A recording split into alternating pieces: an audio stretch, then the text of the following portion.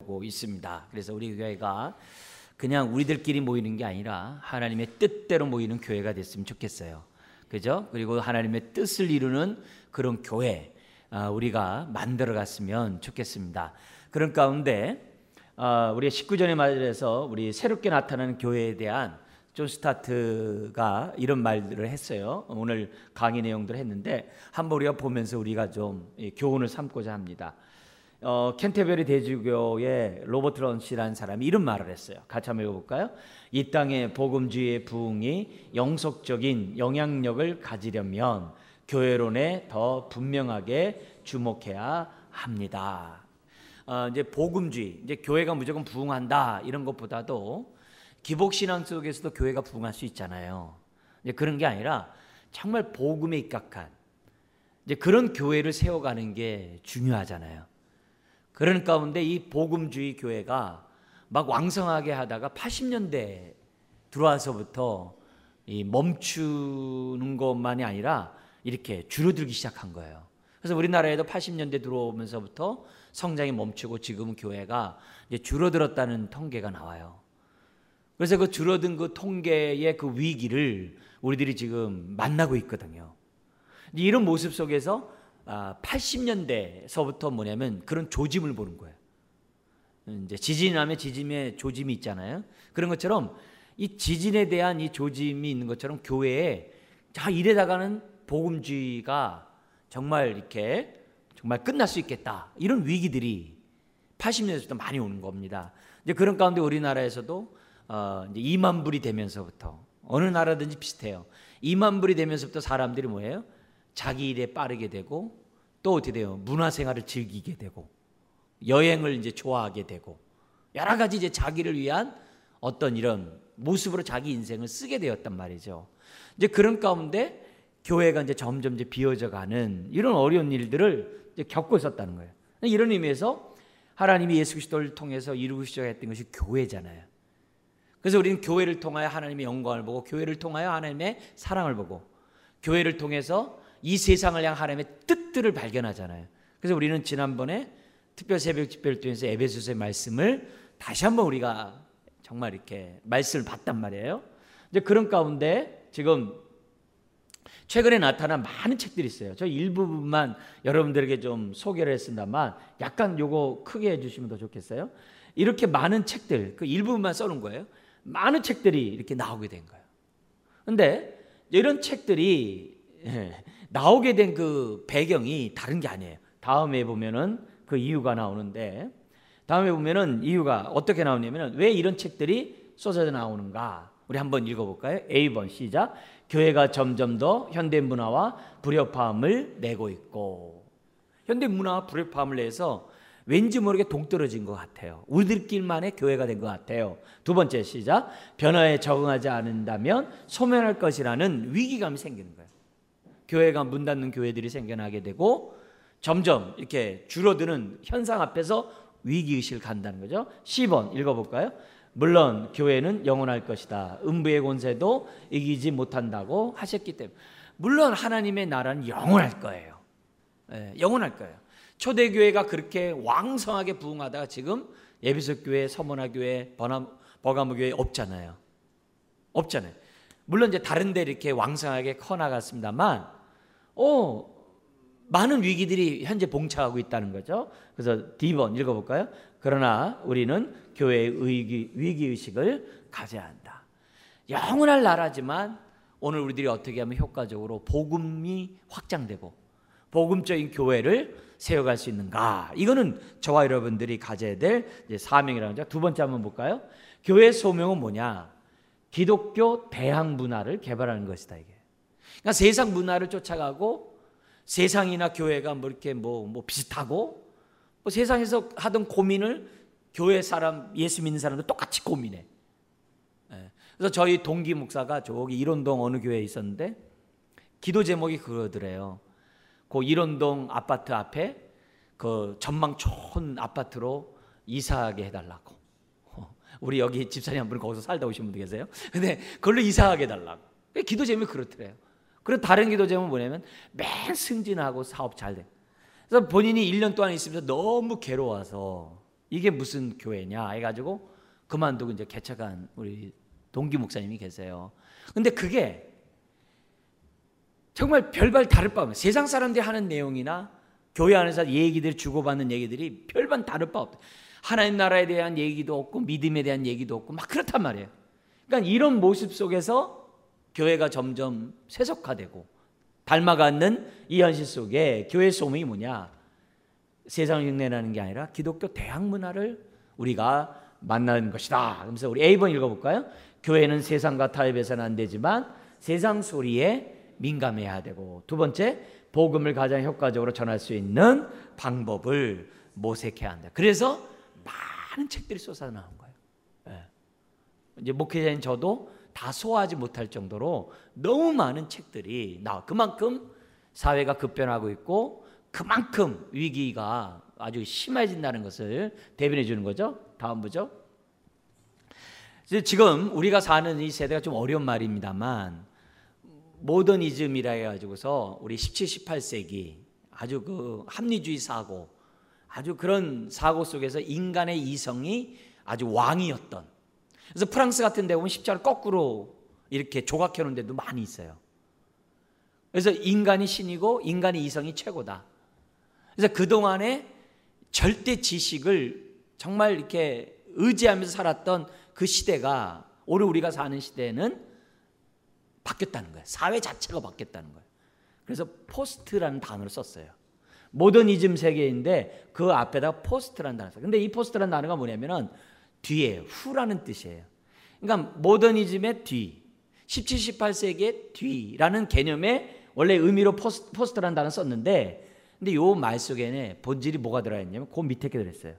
17, 18세기의 계몽주의 시대에 반하는 저항, 그리고 모더니즘의 지적, 너무 어려운 말입니다. 사회적 체계의 붕괴를 암시하게 하는 단어가 포스트 모더니즘이라는 그런 단어예요. 이런 말 나오면 저게 무슨 소린가 이렇게 하는 것보다도 우리가 사는 세대가 지금 뭐예요? 예전 시대와 다르다는 거예요. 그래서 좀 더 예를 좀 볼게요. 지금 A와 B가 있어요. 어떻게 다르냐? A 한번 볼까요? 읽어볼까요? 시작. 과학적 사고 속에 이성의 자율성을 강조해. 옛날에는. 근데 지금 시대는 주관적, 개개인이 강조가 돼요. 주관적인 경험의 따스함을 아주 선호해요. 옛날에는 머리를 가지고 머리를 써서 했는데 지금 뭐예요? 이 마음을 감동하지 않으면 아무 의미가 없어요. 그래서 요즘에 인기가 뭐예요? 맨 우리 그 TV만 보더라도 노래, 그죠? 막 노래 같은 이 마음에 감동을 주는 그런 것들을 위해서 모든 것들이 다 운영되고 있어요. 왜요? 세상이 그만큼 바뀌었다는 거예요. 옛날같이 이렇게 막 이성적 사고보다도 웃고 마음이 편하고 즐겁고 이런 쪽의 모든 것들이 다 이렇게 흔들어요. 그러다 보니까 교회 예배도 어떻게 해야 돼요? 전통적인 그런 예배에서 벗어나서 다 우리의 마음에 기쁨을 주고 위로를 주고 새 힘을 주는 그런 쪽으로만 다 이렇게 포커스가 이렇게 맞춰져 가는 거예요. 그렇지 않으면 은혜가 안 돼요. 그만큼 시대가 바뀌었다는 거예요. 그 다음에 모더니즘의 A 한번 읽어볼까요? 시작. 진리치고. 근데 포스트 모더니즘은 어떤 사회냐면은 다원주의와, 옛날에는 진리치고에서 절대 진리가 있다 그랬어요. 절대 진리, 변하지 않는. 근데 지금 뭐예요? 다 상대 진리예요. 그리고 뭘 중시 여기냐면 관용을 중시 여겨요. 그래서 이 종교 저 종교 다 상관없어요. 본인에게 위로가 되고 힘이 되면 다 오케이. 그렇게 되는 거예요. 그러니까 우리 같이 기독교를 갖고 있는 사람은 개독기라고 막 욕해요. 왜요? 너무 폐쇄적이라고 그러고 너희들이 주장하는 게 절대주의가 기분 나쁘다 이게. 기분 나쁘다 이게. 그게 아니라고 자기는 믿는 것으로 끝나는 게 아니라 기분 나쁘다 이게. 그래서 왜 기분 나쁘게 하냐 하면서 공격을 해요. 더구나 우리는 뭐예요? 예수 외에 다른 구원 얻을 자가 없다. 그렇게 얘기하면은 그게 말이 되냐? 시대가 바뀐 데서 우리는 역행하는 옛날 것을 붙잡고 있으니 욕을 먹는 거예요. 욕을 먹는 거예요. 다음도 보죠. 그리고 예전에는 이성을 중시로 하니까 개인 중심적인 개인주의를 굉장히 찬양을 했어요.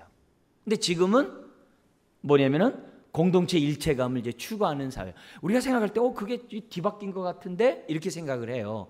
왜냐하면 핵가족화되고 너무 개인주의가 팽배되어 있는 오늘의 입장에서 저건 말 아닌 것 같은데, 근데 역설적으로 뭐냐면 사람들이 따뜻한 손길을 그리워한다는 거야. 나를 지지해주고 인정해주고 나와 함께하는 사람을 찾고 있다는 거예요.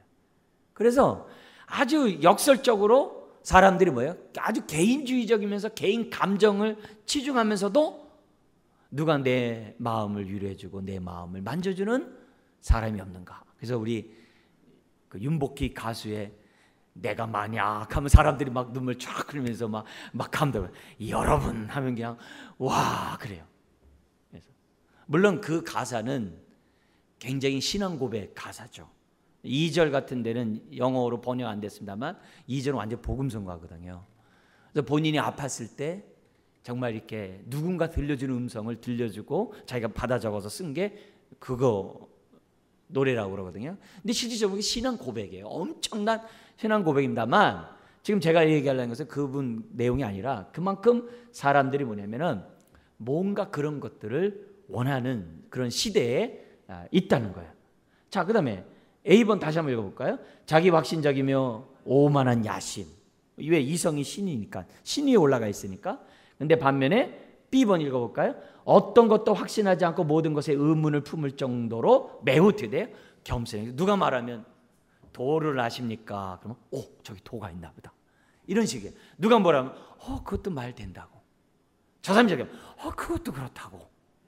그래가지고 모든 진리를 수용하려고 하는 그런 겸손함이 오늘날에 있는 거죠. 그래서 우리가 옛날에 뭐 죽도 밥도 안 된다 뭐 이런 표현이 있는 것처럼 지금 모든 게 지금 어떻게 돼요? 불확실한 세상 속에서 저 여러분들이 살아가고 있어요. 그래서 우리가 어렸을 때만 해도 그래도 뭐가 있어요? 절대 진리 그런 걸 우리가 추구하며 살았잖아요. 근데 오늘날에는 절대 진리 얘기를 주장하는 시대가 아니에요. 상대 진리를 얘기를 하는 거예요. 이제 이런 세대 속에서 오늘 교회가 어떻게 되는가? 너무 그런 세상에 대해서 귀를 닫아버리고 그냥 우리는 믿습니다 하면서 가는가? 그럼 자칫 잘못하면은 바리새인과 서기관들처럼 세상과 단절된 정말 삶을 사는 오늘날의 바리새인과 사두개인이 되기가 쉽다는 거예요. 그러면 안 된다는 거예요. 이런 가운데 오늘 우리들이 위기의식을 가지고 어떻게 주님이 얘기했잖아요. 양을 이리 가운데 보내지만 이 양이 어떻게 이 세상에 세속화되지 아니하고 거룩함을 유지하면서 복음을 전할 수 있는 사람이 만들 수 있는가? 그게 관건이거든요. 예나 지금이나. 그런 의미에서 우리가 이런 메시지를 우리가 보면서 어떻게 대처해 나가는지 이제 봐야 한다. 그죠? 두 번째 한번 읽어볼까요? 시작. 포스트 모더니즘 문화 속에서 기독교 공동체를 창출해내기 위한 노력을 우리는 저나 여러분들은 해야 한다는 거예요. 세상과 소통하면서 해야 한다는 거예요. 좀 어려운 표현을 쓸게요. 이머징 교회라는 게 요즘에 유행이에요. 저게 무슨 말이냐 이렇게 뭐 생각하는 게 아니라 막 요즘 젊은 사람들은요 이 단어들을 많이 써요. 왜요? 이 책이 나왔거든요. 이 책이 나와가지고서 지금 오늘날의 이런 위기 속에서 교회가 어떻게 하면 살 수 있을까 하면서 두 사람이 플러교수예요. 두 사람이 연구해가지고서 뭐냐면은 이머징 처치라는 그 책을 냈어요. 거기에 9가지의 그런 교회의 어떤 그런 경향 그런 특성을 갖다가 기록했는데 핵심은 3가지예요. 그 책이 우리가 살아남기 위해서 이런 세상에 살아남기 위한 핵심이 뭐냐면 3가지가 나오는데 그 3가지가 뭐냐면 이거예요. 자, 우리 한번 읽어보자. 첫 번째 뭐예요? 우리 모두는 교회에 헌신한다. 그죠? 우리 앞에 저기 위에 거 다시 한번 보겠어요? 핵심은 첫 번째 뭐냐면 예수님의 삶에 동참한다. 그래서 우리는 산상수훈의 가르침에 우리들은 뭐냐면 순종하면서 살아야 한다. 이게 핵심이에요. 그러니까 세상에 있지만 세상과 다른 삶은 뭐냐? 산상수훈의 그 말씀에 순종하는 삶을 우리 모두는 살아야 한다. 그 얘기예요. 두 번째는 뭐냐면 같이 해볼까요? 시작. 세속 공간을 변혁하는 것이다. 이 말은 뭐냐면은 거룩하고 속된 것이 뭐냐면 이렇게 구분되어 있다라고 사람들이 많이 생각을 해요. 그리고 바리새인조차도 거룩하고 속된 것은 이렇게 단절되어 있다 생각을 했어요. 그래서 바리새인은 어떻게 돼요? 세상을 바라보지 않으려고 했어요. 심지어는 외국에 갔다가 자기 이스라엘 경내 들어오면요 발에 먼지를 떨어버렸어요. 그만큼 세상과 단절돼서 살고자 하고 특별히 율법을 지키지 않는 사람을 죄인이라고 해가지고 무시를 했어요. 그래서 거룩함과 속된 것을 갖다 이렇게 구분해 놨단 말이에요. 근데 그게 아니라는 거죠. 그걸 갖다 거룩함과 속된 것을 구분하는 것이 아니라 우리는 어떻게 돼요? 하나님의 뜻 가운데 지금 왜 세상에 있지만 세상에 속하되는 게 아니라 구별된 삶을 살아가는 삶을 살아야 한다는 거예요. 이게 두 번째예요. 그래서 예를 들면 예배를 드린다고 해서 이곳이 거룩하고 우리가 일상에서 일하는 곳은 거룩하지 않다고 생각하면 안 된다는 거예요. 어디 있든지 주님이 함께하는 곳이 거룩한 곳이 돼야 한다는 것이 두 번째예요. 이걸 어려운 말로 성속 이원론의 금지 이렇게 얘기를 해요. 세 번째 한번 읽어볼까요? 시작. 공동체로 사는 것. 그래서 공동체 사는 것. 그래서 우리가 이제 가정 같은 교회 꿈꾸고 우리가 이제 교회 같은 가정 꿈꾸는 이유들이 다른 게 아니죠. 바로 이런 요소라요. 자, 근데 이 사람이 지금 현대 문화 다 연구하고 오늘날의 그 교회에 관한 많은 책들을 다 집대성해가지고 요약을 해가지고 딱 나타난 결론이 뭐냐? 이 세 가지예요. 그리고 나머지 6가지는 3가지를 적용해 놓은 거예요. 3가지예요. 근데 한번 가만히 보세요. 오늘날 교회가 어때요? 오늘 우리들의 모습 어때요? 우리는 예수님의 제자로서 예수님을 따라가는 삶을 살잖아요. 그죠? 그리고 우리가 어떻게 돼요? 성속 이원론 속에 사는 게 아니라 내가 있는 곳에서 삶의 예배를 드리려고 하나님 뜻대로 살고자 하고 있잖아요. 그리고 우리는 그리스도의 몸을 세우려고 지금도 예배를 드리고 있고 전도하고 있고 교회를 세워가고 있잖아요. 그러니까 오늘 지금 우리들이 하고 있는 그 방식을 계속 지속적으로 해나간다고 한다면 우리는 어떻게 해야 돼요?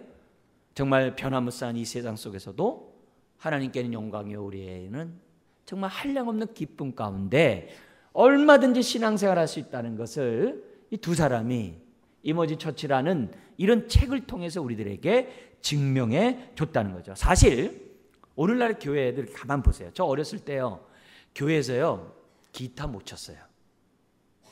근데 우리 오늘 우리 손진 집사 앞에서 찬양 인도하면서 어떻게 돼요? 기타 치면서 했잖아요. 우리 때는요 꿈도 못 꿨어요. 근데 지금 뭐예요? 그 당시 기타를 치고 더구나 드럼 친다? 말도 안 돼요. 저희 때는 어렸을 때 드럼 못 쳤어요. 근데 우리는 뭐예요? 드럼도 치고 기타도 쳐요. 그 시절에 드럼 치고 기타 치는 게 뭐예요? 그 굉장히 혁신적인 거고 그 자체가 이머징이라는 거예요. 이머징이라는 뜻은 뭐냐면 놀랍고 새로운 것이라는 뜻이에요. 그러니까 놀랍고 새로운 교회의 하나의 모습이 그 당시에 막 드럼 치고 막 기타 치는 거였어요. 근데 지금 뭐예요? 드럼 치고 기타 치는 게 일상화됐다. 무슨 말이에요? 그만큼 변화되는 이 세상의 교회가 진리를 붙잡고 있는 가운데 지금 뭐예요? 어느 정도 이렇게 발맞춰 가고 있다고 하는 증거라는 거죠. 우리 초대교회, 소래교회가 있잖아요. 우리나라 황해도에. 아펜젤러나 언더우드 목사님 우리나라 들어오기 전에 이미 우리나라에는 소래교회가 황해도에 있었어요. 그분들이 들어와서 우리나라에 복음이 처음 전파된 게 아니에요. 이미 교회가 있었어요. 이미 교회가 있었어요. 네? 그리고 이수정이라는 사람이 일본에 국가를 대표해서 갔다 올 때도 이미 성경을 번역해서 들어왔다고. 이미 그 전에. 그러니까 우리나라는 굉장히 독특한 나라예요. 이미 그런 나라입니다.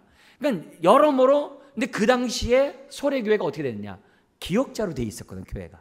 그 샘플이 저희 모교인 그 총신대에 그 교회가 샘플 그대로 있어요. 기억자로 돼 있어요. 그래서 가운데서 남성, 여성 서로 못 봐. 그래서 예배를 드렸단 말이에요. 근데 지금 어떻게 돼요? 같이 앉아서 우리 여기 문장로님 지금 앉아서 예배를 드리잖아. 예배를 드리잖아.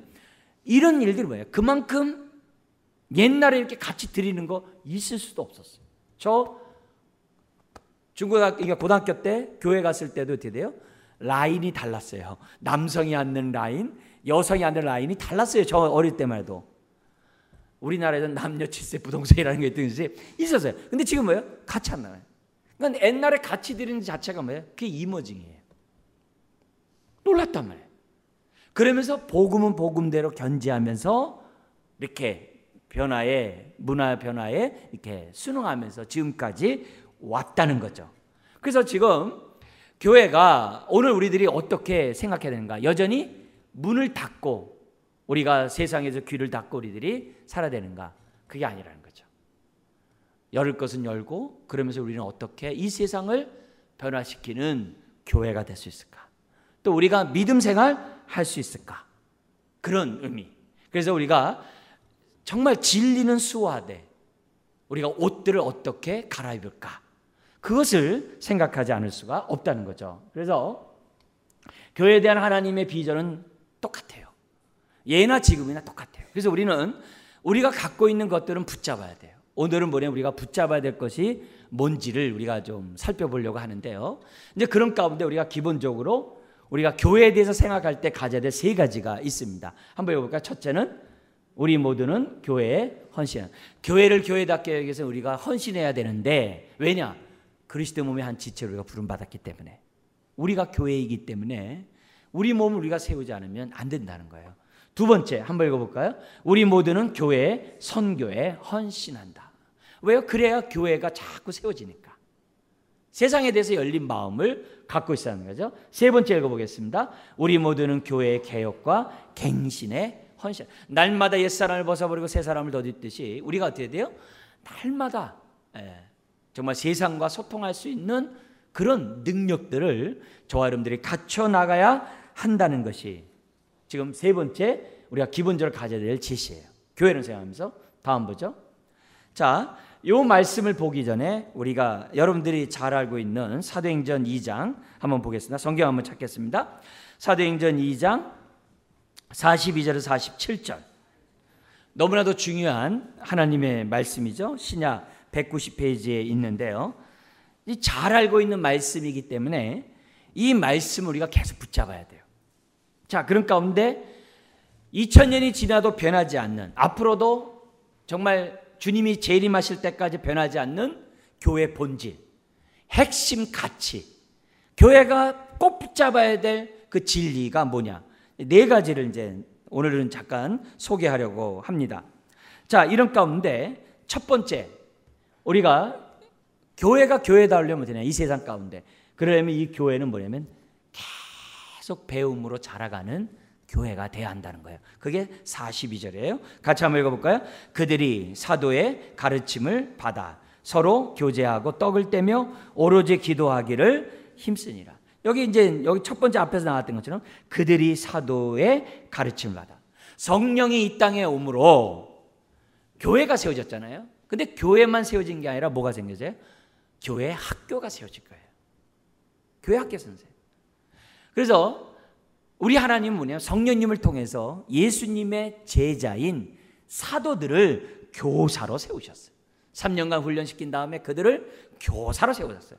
학생 수가 사도행전에 보면 몇 명이 나와요?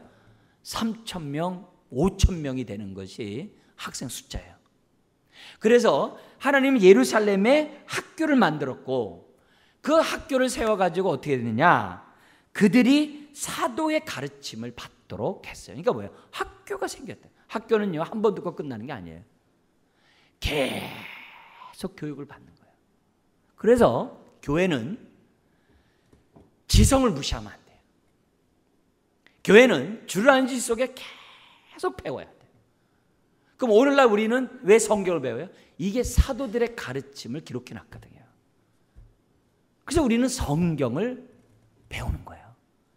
2000년 전 그렇게 하는 게 아니라 그 당시에 사도들이 전했던 그 말씀을 기록해 놓음으로 오늘 교회가 사도도 가르침의 터 위에 세움을 받으라고 지금 우리는 어떻게 돼요? 성경을 대하고 있는 거예요.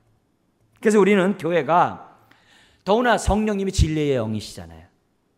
성령님은 지금도 교회를 끊임없이 가르쳐주고 있다는 거예요. 그리고 사도들의 가르침이 진리임을 뭐로 증명을 해요? 마가복음 16장에 보면요, 표적과 이적으로 하나님이 함께 증거했다 그랬어요. 그래서 사도들이 전했던 이 성경은, 특별히 신약 말씀은 진리예요. 시대가 바뀌어도 변하지 않는 진리임을 저와 여러분들은 믿어야만 하는 거죠.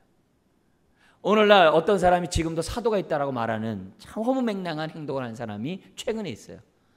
여러분 귀를 닫아버려야 돼요. 이 예전에 뭐가 있냐면은 이스라엘의 북쪽에 보면은 안디옥이라는 지역이 있죠.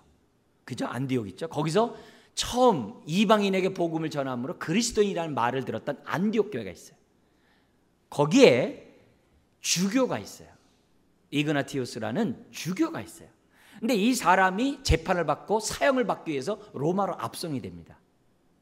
그래서 터키 동쪽에서부터 시작해가지고 서쪽으로 에베소까지 이렇게 묶여가지고 이제 끌려가는 거죠. 로마에 가서 사형을 이제 형벌을 받고 이제 죽게 됩니다. 근데 그런 와중 가운데 이렇게 압송되는 가운데 뭐냐면 편지를 써요. 편지들이 각 교회들에게 에베소 교회, 버가모 교회 이렇게 해서 뭐냐면 편지를 다 씁니다. 편지를 써요.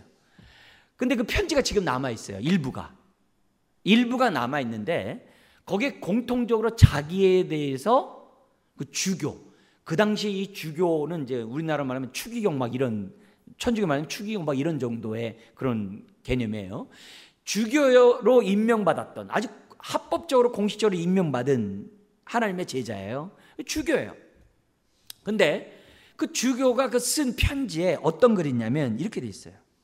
나는 여러분들에게 베드로와 바울처럼 명령하지 않습니다. 자기에 대해서 얘기를 해요. 왜냐면 그때 베드로도 편지 쓰고 바울도 편지 썼잖아요.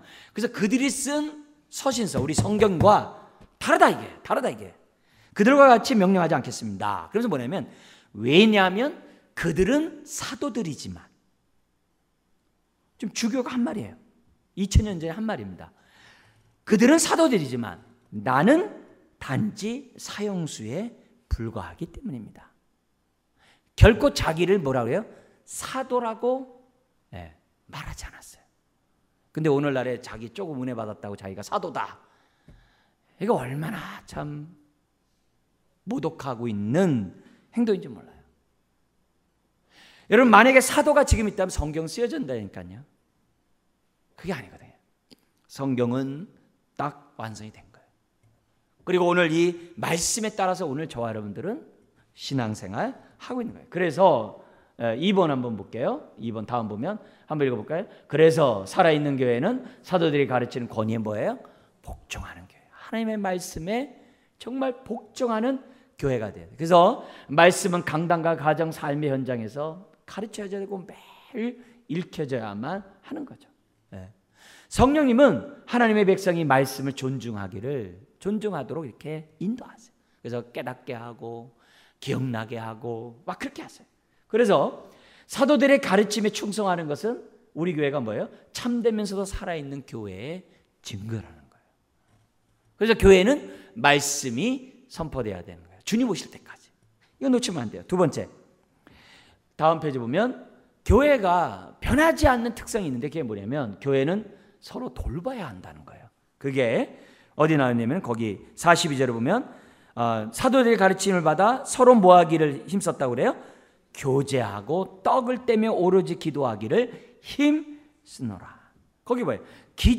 교제하기를 서로 교제하고 떡을 떼며 모하기를 힘썼다라고 해요. 두 번째 교회가 변하지 말아야 될 것이 뭐냐면 성도 간의 교제. 우리 코이노니아라 그러죠. 축도할 때 뭐라 그래요?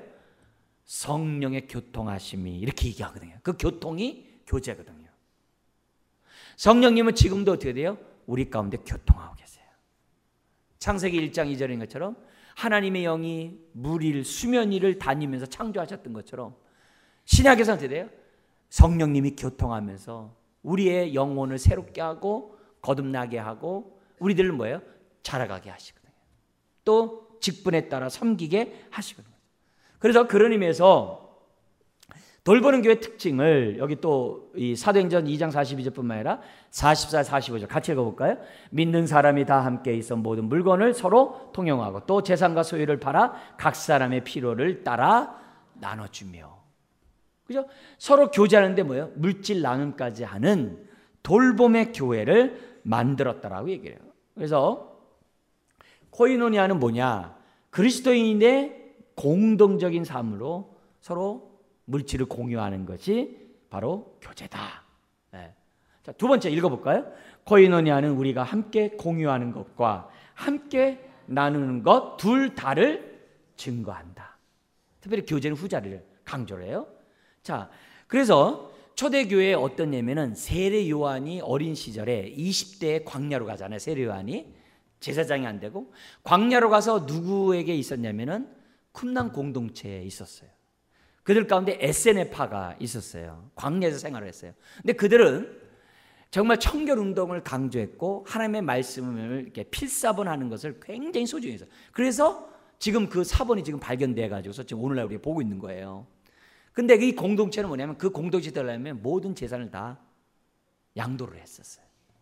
그리고 함께 공유하고 함께 나누고 가난한 자를 돌보는 그런 사도행전에 나오는 아나니아 삽비라 사건 있었잖아요.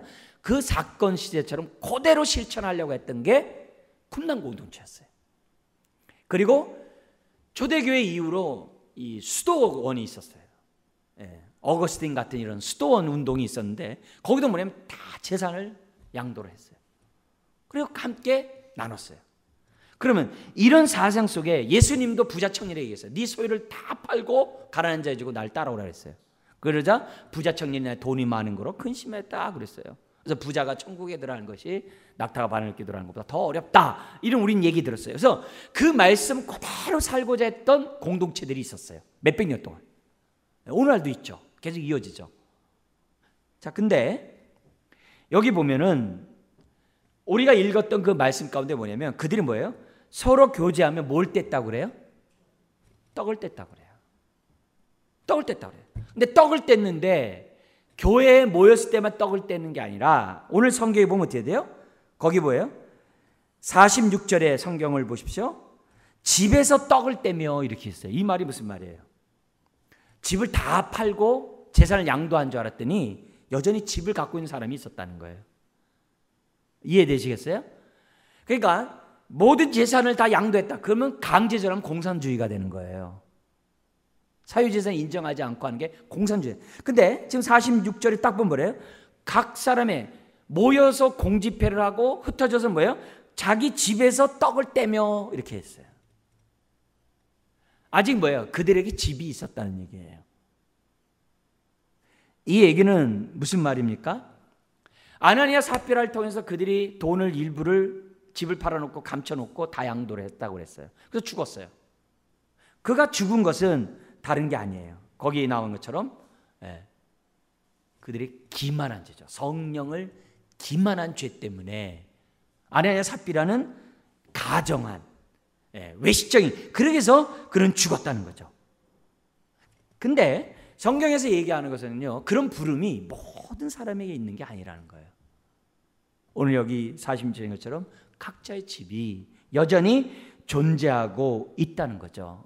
그러나 성경에서 우리들에게 가르쳐주고 있는 것은 다른 게 아니라는 거예요. 물질 나눔을 통해서 교회가 살아있는 교회가 되어야 한다는 거죠. 우리가 왜 10명의 아이들을 입양을 했습니까? 왜 10명의 아이들을 우리가 왜 돕습니까? 이 말씀 때문에 그런 거예요. 이 말씀 때문에 그런 거예요. 다른 거 아니에요. 그래서 교회가 이렇게 하듯이 여러분도 어떻게 돼요? 여러분 가정들이 남을 도울 수 있는 사람이 되도록 해야 한다는 거죠. 그게 변하지 않는 교회의 특징이고 내가 살아있다는 증거라는 거죠. 지금도 10억 명이 하루에 1달러를 가지고 세상 사람들이 살아가고 있고요. 하루에 기아로 죽는 아이들이 24,000명이래요. 하루에 24,000명이 죽어가고 있다는 거죠. 그래서 성령님이 지금도 어떻게 돼요? 자기 백성들에게 가난한 자를 돌보게 하고자 하는 긍휼한 마음을 모든 심령들에게 주신 줄 믿습니다. 그래서 이제 지금 여러분들 통해서 지금 사람들을 돕고 있잖아요. 하나님은 항상 가난한 사람들에게 대한 너그러운 마음을 갖고 있고 그것이 교회야 된다는 거죠. 그럴 때 교회는 변함이 없는 거예요. 세 번째, 교회의 특징은 뭐냐면 예배하는 교회로서의 모습은 갖고 있어야 한다는 거죠. 초대교회 보면 공식적이면서 비공식적인 예배를 드렸어요. 46절 우리 한번 요 앞에 있는 거 읽어볼까요? 시작. 성전에 모이기를 힘쓰고 집에서 떡을 떼었다. 이게 굉장히 중요한 얘기예요. 오순절 성령 강림이 임한 다음에 2장에 3장에 베드로와 요한이 정말 기도 시간에, 정한 시간에 예배하기 위해서, 기도하기 위해서 어떻게 해야 돼요? 기도 시간에 예루살렘 성전에 올라갔다가 성전 미문에 앉아있는 안진뱅이를 일으킨 사건 나오잖아요. 그게 뭘 얘기하는 거예요? 지금 가정에서 예배를 드렸지만 동시에 무슨 예배도 중시 여겼다는 거예요? 공적 예배도 중시 여겼다는 거예요. 그래서 우리가 양극단을 조심해야 돼요. 나이가 먹은 사람은 공적 예배만, 젊은 사람들은 우리 흔히 말하는 이제 표현을 이렇게 쓸게요. 사적 예배만. 뭔가 친밀한 교제가 있는, 왜? 아까 포스트 모더니즘 시대라고 했잖아요. 감정에 호소되지 않으면 예배에 느낌이 없다고 생각하거든요. 그러니까 조그맣게 모여서 이렇게 마음을 토하고 이런 것들을 선호해요. 청년들은 그래요. 근데 양극단에 치우치면 안 된다는 거예요. 우리 모두가 이 지금 초대교회처럼 제도적 예배를 폐지하지 않았거든요. 여전히 공예배를 드리면서 동시에 돼요. 소그룹 예배를, 정말 기도 모임을 할 수 있는 그런 모임을 성경을 갖기를 원한다는 거죠. 그래서 다음도 보면 우리가 뭐냐면 특별히 그들은 가정에서 떡을 떼므로 비공식 예배를 보충을 해요. 그래서 우리가 정말 자기 속 얘기도 할 수 있고, 왜? 속으로 모이니까. 그래서 서로를 위해서 기도해 줄 수도 있고,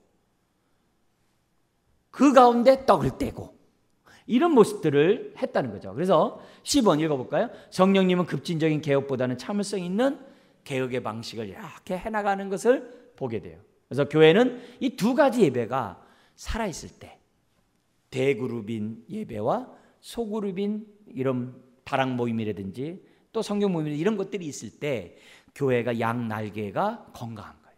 그래야 비상하는 거예요. 그렇지 않으면 교회가 예배로서의 그 모습을 유지하기 어렵다는 거죠. 그 다음에 네 번째, 우리 좀 다음 보죠.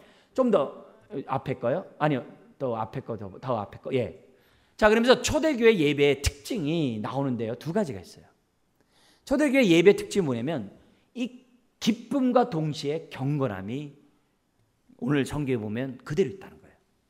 그래서 A번 보면 하나님은 아들을 세상에 보냈고 이제는 그들 마음속에 성령을 보내셨잖아요. 그러니 어찌 그 마음에 기쁨이 없겠냐 이게. 그래서 그러면서 예배는 장례식장이 되면 안 된다는 거예요. 기쁨의 자리가 예배가 돼야 한다는 거예요. 근데 동시에 기쁨만 있으면 자칫하면 경박할 수 있잖아요. 그 경박함을 없애주는 게 하나님의 임재의식인데 그게 43절이에요. 뭐냐면 불경건하지 않고 사람마다 어떻게 해야 돼요? 거기 나오는 거 43절인 것처럼 뭐라 그래요? 두려워하는데 이렇게 돼 있어요. 그러니까 기쁨과 두려움, 경외함이 같이 있었던 것이 초대교회. 그러니까 우리가 기도할 때 어떤 예배를 드리도록 기도해야 되는 거예요? 하나님, 라지 그룹과 함께 소그룹 예배뿐만 아니라 예배 드릴 때 기쁨과 함께 하나님을 두려워하는 마음이 우리 가운데 있게 하여 주옵소서. 너무 두려움만 있어도 안 되잖아요. 너무 기쁨만 있어도 안 되잖아요. 이 두 가지가 공이 있는 예배를 세우게 하여 주시옵소서. 그래서 초대교회는 하나님의 임재 앞에 엎드렸어요. 그러나 그 은혜를 생각할 때 기뻤어요. 바로 이 자세. 이런 예배를 우리 교회가 드릴 때 우리 교회는 살아있는 교회라는 것을 우리들에게 가르쳐 주는 거예요. 이런 걸 놓고 기도해야죠. 하나님, 우리 교회가 이런 교회 되게 해주소서. 네 번째, 교회 특징 변하지 않는, 2000년이 지나고 주님 올 때까지 변하지 않는 게 있어요. 네 번째 있는데 그게 뭐냐면 전도하는 교회. 지금까지 세 가지는 뭐예요? 안에서 힘쓰는 것들이에요. 근데 이것은 뭐예요? 밖으로 하나님의 복음을 전하는 그런 말씀이에요. 근데 초대교회는 뭐냐면 선교에 헌신했다는 거예요. 그래서 47절 같이 한번 읽어볼까요? 주께서 구원받는 사람을 날마다 더하게 하시니라. 여러분, 초대교회 전도에 대한 세 가지 진실이 있는데요. 중요한 건 뭐냐면 예수님이 전도했다는 거예요. 그래서 그의 제자들이 전도했다는 게 초대교회예요. 두 번째는 다음 페이지 보면 뭐냐면 주님은 전도할 때마다 구원받는 사람을 뭐하게 하셨다고 그래요? 더하게 하셨다라고 얘기를 해요. 전도할 때 더한다는 거죠. 내가 전도하려고 마음 먹으면 전도 대상자가 더디 믿는다 하더라도 이상하게 다른 사람이 나를 통해 구원받는 일들이 많이 있는 것을 경험해요. 중요한 건 뭐냐면 그런 마음을 가질 때 하나님이 더하게 하는 축복이 있다는 거예요. 그리고 또 하나는 뭐냐면 날마다 더하게 하셨다는, 이 말은 무슨 말이에요? 전도는 이따금씩 가끔 하는 게 아니라 날마다 해야 한다는 것을 성경 우리들에게 가르쳐주고 있다는 거예요. 그래서 우리들이 뭐냐면 교회가 정말 예수님의 이 말씀처럼 오늘 여기 기록된 것처럼 날마다 구원받는 자가 더할 수 있도록 교회는 전도에 힘쓰는 교회가 될 때 그 교회는 살아있는 교회가 된다. 정리 한번 해보겠습니다. 4가지 관계가 결국 이건데요. 첫 번째 한번 읽어볼까요? 그들은 사도들과 관계를 맺고 있었다. 그래서 끊임없이 배우면서 자라갔어요. 그죠? 초대교회는. 두 번째, 그들은 서로 관계를 맺고 있었다. 그래서 사랑으로 돌봤다 이게. 그래서 우리도 이래야 된다는 거죠. 세 번째, 그들은 하나님과 관계를 맺고 있었기에 어떻게 돼요? 떡을 떼고 기도하면서 기쁨과 경건함으로 예배했다는 거예요. 예배했어요. 네 번째, 그들은 세상과 관계를 맺고 있으므로 그들은 어떻게 돼요? 복음을 증거하며 밖으로 나갔고 땅끝까지 이르러 증인이 되려고 했다는 거죠. 그러니까 그 당시에 정말 성령님이 어떻게 건강교회를 세워갔는지 우리는 다시 한번 이 사도행전을 통해서 깨닫게 됩니다. 그래서 우리가 19주년 맞이해서 기도하는 거죠. 하나님, 정말 배우는 교회, 서로 돌보며 섬기는 교회, 예배하는 교회, 정말 증거하는 전도하는 교회가 되게 하여 주옵소서. 변하는 이 세상 속에 우리 것을 갖게 해달라고 기도하는 저 여러분 됐으면 좋겠습니다. 제가 한번 기도하겠습니다. 하나님 아버지, 그들은 가르침을 받았고 자라갔습니다. 사랑과 정말 나눔으로 섬겼습니다. 정말 기쁨과 경건으로 예배했고 복음을 땅끝까지 전하고자 그들이 헌신했던 것을 보게 됩니다. 이런 교회 다 되게 하여 주시고 우리 모두 헌신하게 하여 주옵소서. 주여, 진리를 붙잡되 끊임없이 세상과 소통하며 복음을 효과적으로 전하는 우리가 되게 하여 주옵소서. 예수님의 이름으로 기도드리옵나이다. 아멘. 우리 말씀 생각하면서 우리 한번 2분